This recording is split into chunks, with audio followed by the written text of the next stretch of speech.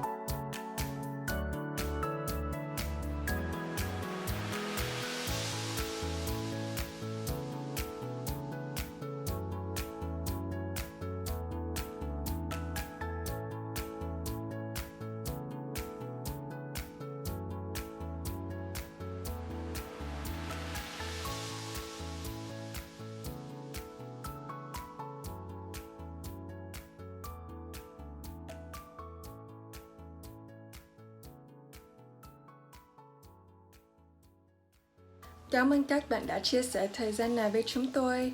Hãy nhớ rằng chúng tôi sẽ trở lại với nhiều tác phẩm nghệ thuật và tử công hơn vào tuần tới. Tôi không thể chờ đợi để có bạn một lần nữa.